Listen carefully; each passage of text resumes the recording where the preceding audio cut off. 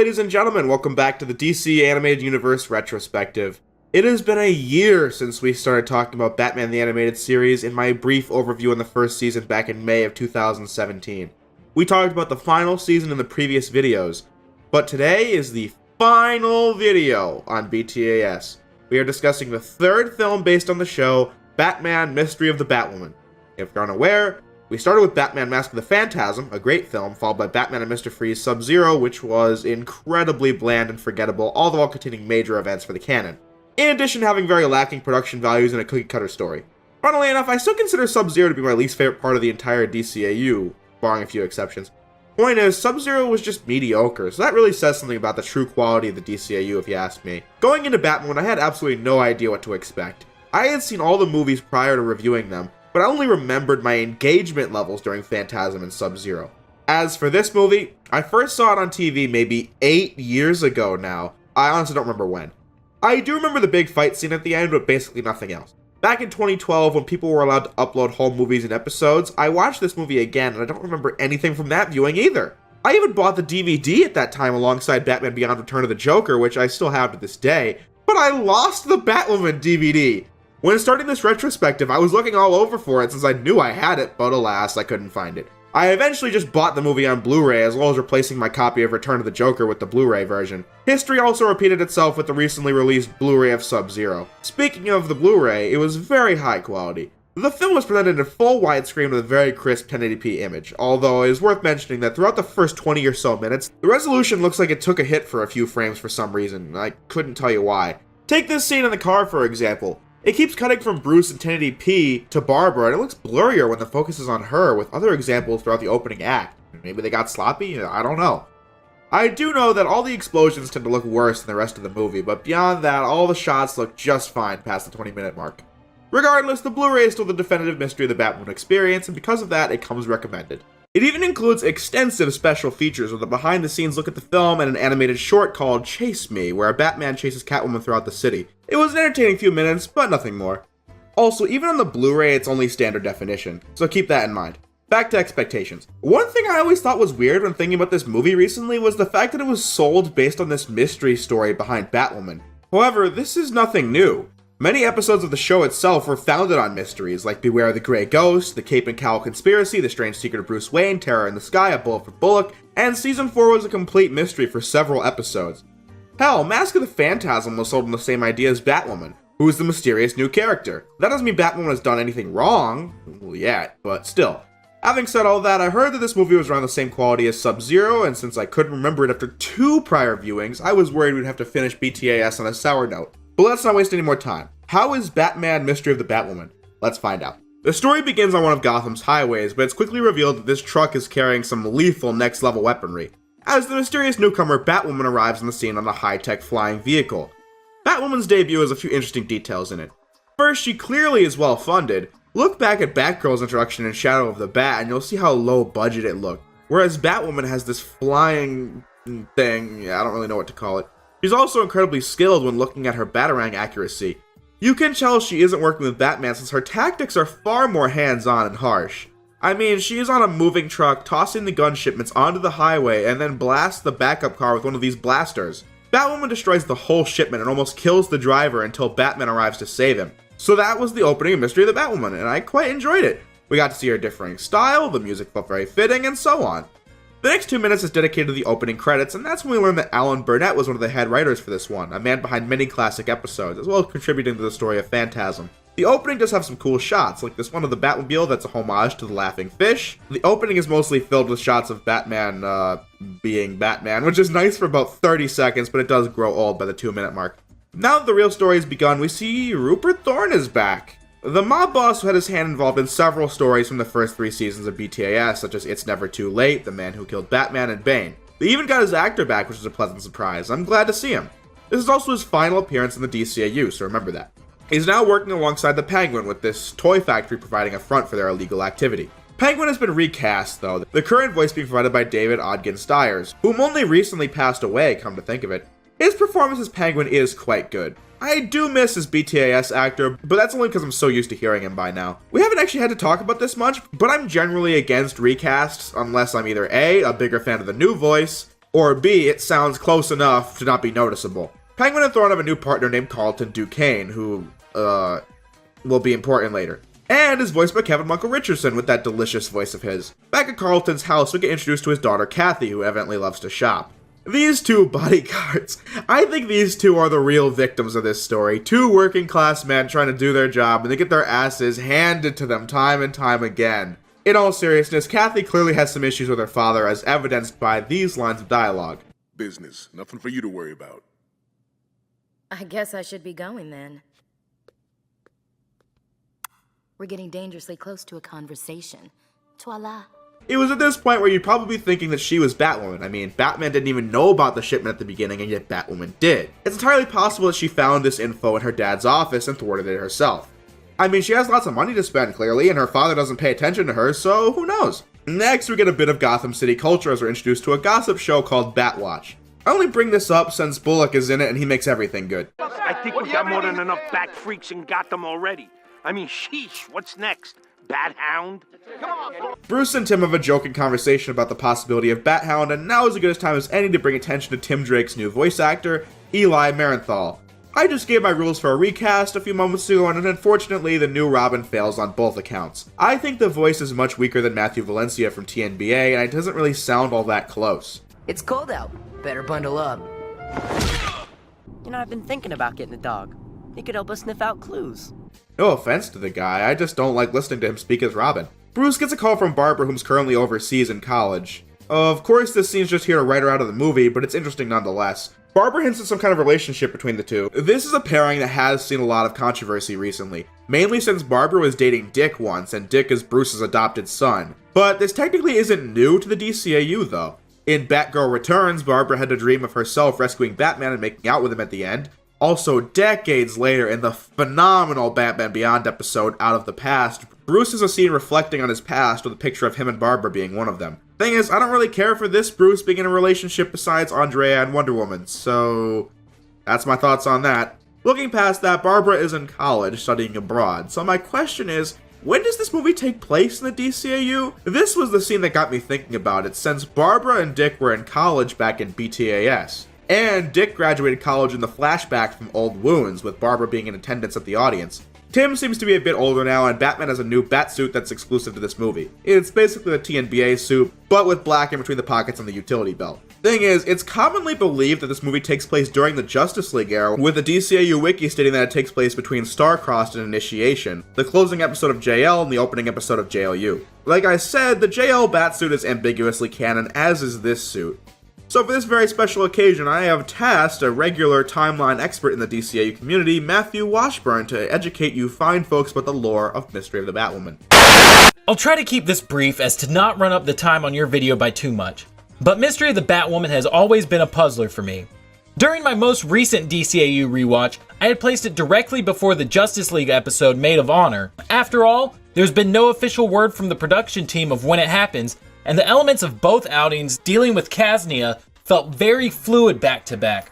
I was perfectly content with leaving it there and just chalking it up to, I guess we'll never know. But then of course, the stars aligned as they sometimes tend to do. While you seem to like this movie for the most part, for some reason I've always considered it a bit of a snorefest and always lost track of what was going on because I would take mini naps during the flick. So when I was asked to come sort things out, I figured I'd give the movie one more go and try not to doze off. However, oddly enough, the comic shop across from my work was closing down, and while going through their inventory, I was able to find the film's novelization. So I opted to read that instead, and was shocked to find something I never picked up on. They were using plasma rifles. I went back to double check and see if it was just what the book was calling them, or if the term was actually used in the film, and to my surprise, it's 100% on-screen canon. There are plasma rifles in Mystery of the Batwoman. Stuff's out of Star Trek. I thought maybe someone broke into a toy store. These aren't toys, Bullock. This is a plasma rifle. Now, I'm sure this doesn't seem too important on its own, but over on Watchtower Database, I've recently been doing a lot of digging into the lore of Batman Beyond. We recently have had videos on what happens between Justice League Unlimited and Batman Beyond, what inspired the new suit, when did the series take place, and even one where I figured out when Harley Quinn had to have her kid. During all of that, there's one thing that's super important to placing this movie. Looking into the villain Curare's second appearance on the show, in the final cut, we see during the museum battle that plasma rifles weren't invented until 2005. Sorry, buddy. For anyone who's seen the Watchtower database video on when exactly Lex Luthor ran for president in Justice League Unlimited, you already know that this means the film occurs after Justice League Unlimited, and for those of you who haven't watched that video, well, I just told you. So yeah, it's sandwiched sometime in between Justice League Unlimited and the flashback sequence from Batman Beyond Return of the Joker, which was stated to have taken place at the end of the present day timeline. Now that that's out of the way, can I have my chair back? I have no idea what you're talking about. Come on, man, the note specifically said that you took the Vanishing Point chair and that the only way to get it back would be to come here and do a guest spot. Why else do you think I'm here? I didn't write that note. That's part of your script. I have access to those. I mean, did you check between the couch cushions? Wait, if you didn't write the note, the only other person who has access to my scripts are James. I have no idea what's going on right now. No time to explain. I've got to head back to the channel. Let's do this again sometime. That was weird, but anyway, back to the review. The next scene takes place at Wayne Enterprises as a new employee, Rocky Ballantyne, is showing off her shape-changing alloy to the board. This tech is very impressive, which alludes to what I said about Batwoman's technical prowess. However, Rocky drops suspicion once you see how cringy this demonstration gets. And when I say cringy, I mean I was begging for this scene to end. And homeotropic structure, meaning that the flexible molecular stacking will provide considerable morphological adaptability through the electromagnetic manipulation of the quantum states. Bruce then takes her out for dinner, which once again makes her not suspicious of being Batwoman since she literally accidentally tosses the food out of the chopsticks. Similar to Trial, though, Bruce has to leave the day earlier to meet with the GCPD and get a lead on what to do next. For some reason, Bullock isn't partnered with Montoya, and instead we have Sonia Alcana.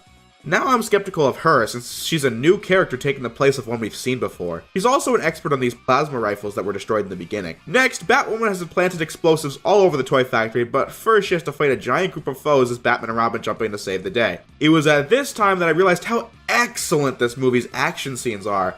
TNBA has nothing on this. Honestly, I think the animation here is so fast-paced and clean that it tops the action scenes in Phantasm. Not by much, but still. Initially, I was put off by seeing this Justice League quality animation with the TNBA aesthetic, but now it's nothing but a joy to the eyes as Batman does some impressive acrobatics. Batman sees Batwoman fly by the Duquesne mansion, so he makes a stop by there, and this is yet another example of these damn henchmen getting their asses kicked.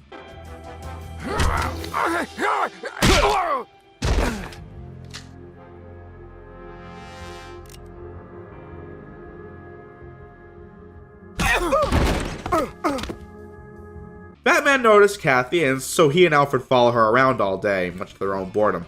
That is until Bruce busts in and meets with her, as they just barely get away from the bodyguards. Keep going.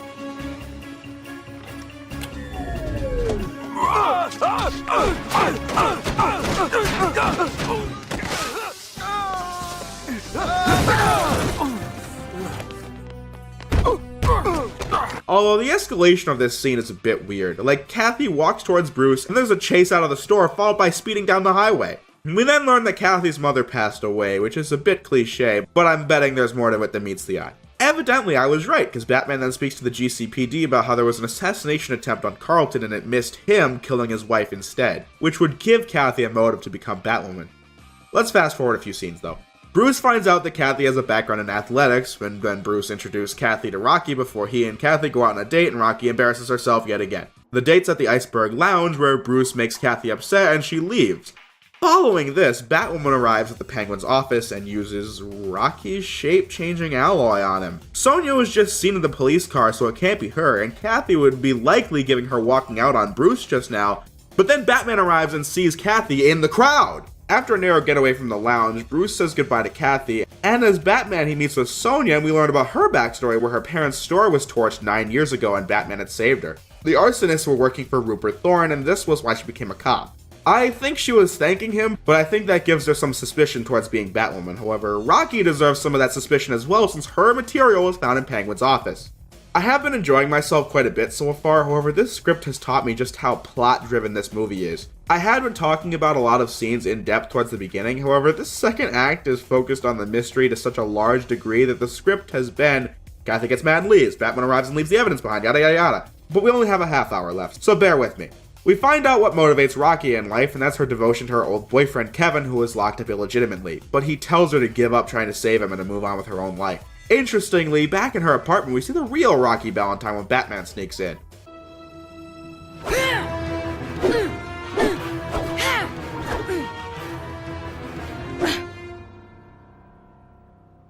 Batman. Nice moves for a computer geek. Well, so what? Of course, Rocky pretends that she has nothing to do with Batwoman, despite Kevin having been sentenced to jail because of Penguin. Meanwhile, Penguin has become so fed up with Batwoman that he's now hired Bane to deal with her. Seeing as Over the Edge didn't actually happen, this is Bane's debut for TNBA. I like how threatening he comes off. Now wait a minute. You can't just roll in here and start giving orders. I just did, Senor Duquesne.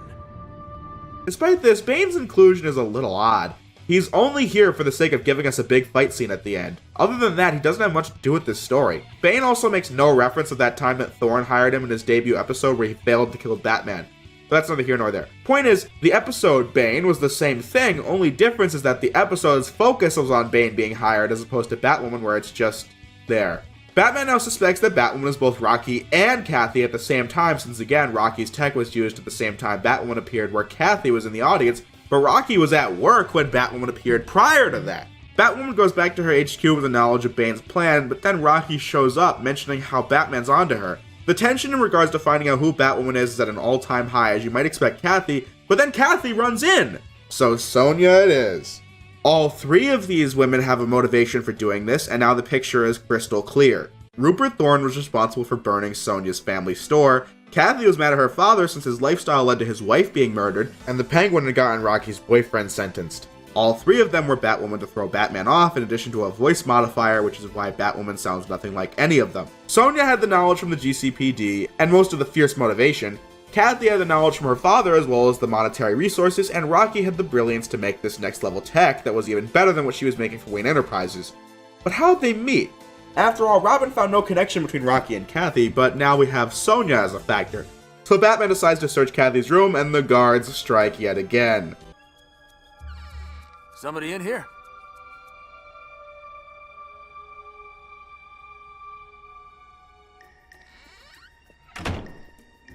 Something wrong? Nope. Batman found out that Kathy knew Sonya, and that's when it all became clear. Batman. You knew Kathy Duquesne. What? You both took art classes together. She sketched your face. It was years ago, but it's you. Kathy had a good eye. You also knew Rocky Valentine. Who? Let me jog your memory. State University, freshman year. Same dorm, same floor, same room. You've been a busy bat. Each of you brought something to the party. Kathy had the money, Rocky had the genius, and you had the scheme and the will to make it happen. And you know what? It almost worked. Kathy's life is now in danger as she had to face off against Bane after setting the ship to explode. Carlton is also in big trouble now that his daughter was Batwoman, and this leads to the climax as the ship is in flames with Batman taking on Bane as Kathy saves her father. There's this really tense scene where Kathy's dangling and Carlton just walks away, and given their feud, it would have been really sad if he just left, but of course he does save Kathy in the end. The fight between Bane and Batman has got to be one of the most intense we've seen as Bane tosses some deadly blows as Batman gets progressively weaker as time goes on. But Batman leaves Bane on the ship as he falls into the flames. In the end, the Batwomen are exposed to the GCPD, and as a result, Sonya is relieved of duty, but Batman gives her the evidence to release Rocky's boyfriend Kevin from custody. He thought it would be best if it came from her, with Bruce and Kathy going on a ride as the credits roll. And that was Batman Mystery of the Batwoman. The more I scripted about this movie, the more I realized its single greatest flaw. I watched this film and really enjoyed it. The action and animation was superb, as well as the voice cast, barring Robin. I liked all the characters, and the story is genuinely interesting. The climax was strange with Bane appearing out of nowhere, but that didn't hinder enjoyment. But I was wondering why the second act left me with so little to say. But that was because the story was all about developing the mystery behind Batwoman, and the misdirection that was there was quite magnificent. All mystery stories should be like that. However, other mysteries have done a better job at keeping the characters dynamic at the same time. In comparison to Sub-Zero, I personally don't see how people find this to be of the same quality. Unlike that movie, the animation here was a step up from the show, and the story might not have made the characters as interesting as Phantasm, but the story has the mystery going for it, which makes it entertaining for the first watch, and has the great presentation on subsequent viewings.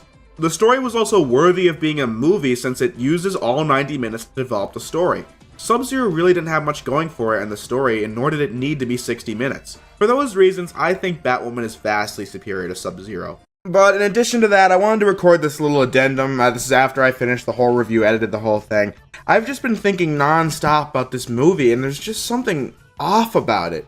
Like, I've gone through the whole movie, and it's just, it does everything right. The story, from a storytelling perspective, does everything right. There's misdirection, you know, there's mystery, and there's like, you know, Batman wouldn't know who Batwoman is the whole time. It's like, but there's just this big disconnect between Batman and the audience here. Like, I don't know how to work this into the script, though, so I figured I would do it off the cuff after the video was over. But what I mean is, like, Batwoman. I've never known how to judge the mystery behind Batwoman herself, because of the fact that, like, I saw this movie for the first time 8 years ago.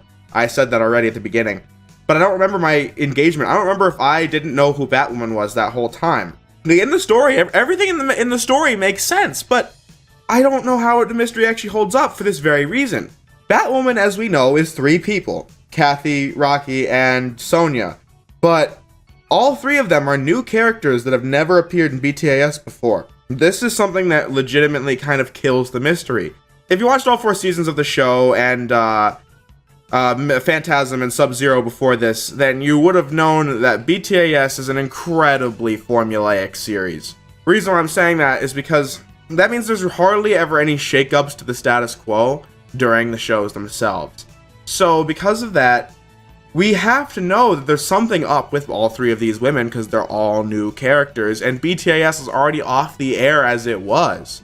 So, yeah, it's just weird. It's weird.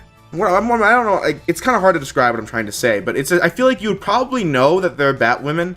There are 3 Batwomen, I should say, because of the fact that, they are new characters. Like, remember Shadow of the Bat, the first episode, the 2-part episode of Season 3, where Gordon was arrested on the suspicion of false evidence because of, what was it, Gil. Yeah, that guy, Gordon, an established character, is accused of something he probably didn't do by a brand new character we've never seen before, and what do you know, he's working for Two-Face. That's the thing, that's the problem with this movie, is that the formulaic nature of the series makes the movie more predictable, which I don't know how many points I can take off because of that. That's the thing. It's just kind of strange. I don't know how else to describe it, to be honest. But regardless of that, there's other weird odds and ends. It's just Bruce's relationship with Kathy. I never really knew how to work this into the script either, because I had this relationship in mind when talking about the whole Andrea, Wonder Woman are the only good relationships with Bruce in this continuity. But then I watched the movie again, and it doesn't seem like Kathy and Bruce are romantic, but other than that, I don't know how else to describe the relationship. It just seems like they're friends, but I guess they just stopped seeing each other after this, because when it comes to the DCAU, like, Out of the Past, talk about that, Bruce doesn't reflect on Kathy, of course, because Kathy wasn't created yet, because of production order, and the Batwomen aren't in Justice League Unlimited, or Epilogue, even, of JLU. It's really weird like that. This movie is just kind of one of the most skippable things in the whole timeline, because it doesn't add anything. And above all else, another thing that I find weird about this story is just how Batman has a problem with the Batwomen existing, even though he had no problem with Batgirl doing her own thing when she was way less trained and way less well-funded than the Batwomen are. I don't know. Like, that's the thing. I really like this movie. I really enjoyed watching it. I thought the story was very fleshed out. I thought the story was interesting, but it's just like, these 3 little things really have been tucking at the back of my mind throughout the whole process of making this video, and I had to get it out somehow. I don't know what the visual aid of this is going to be, but still. Yeah, that's basically it. So let's just get into the end of this video. And that's the end of the review. This is quite the end of an era, if I do say so myself. Like I said at the beginning, this is the very final BTAS video in this retrospective. A year ago, we started talking about the first season of BTAS, and it has been quite the journey. I have given my thoughts on BTAS in full, so I won't waste any time. What I will say is this. I am very burned out on Batman right now, so the DCAU retrospective is going to be on a bit of a hibernation. But when we come back, we will be starting completely fresh, discussing the first season of Superman the Animated Series. That's all the time for today, folks. So with that said, I thank you all for watching, and I will see you next time.